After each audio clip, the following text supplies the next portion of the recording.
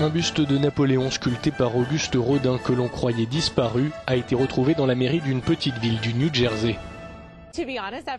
J'étais sceptique, je ne pensais pas qu'un Rodin pouvait être posé là.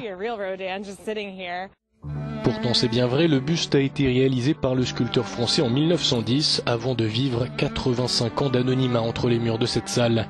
Il avait été vendu dans les années 30 à Geraldine Rockefeller qui en a fait don à la municipalité de Madison. Un parcours effacé par l'histoire, le maire n'en revient pas.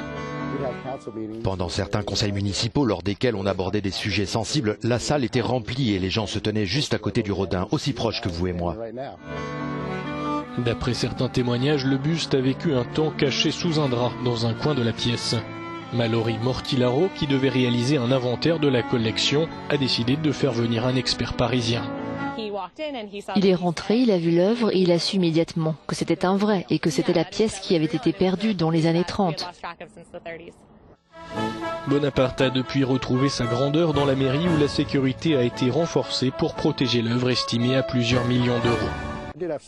Quelqu'un m'a suggéré de le vendre et d'en profiter pour réduire les impôts l'an prochain, mais je lui ai répondu que c'était une œuvre d'art qui appartenait à Madison.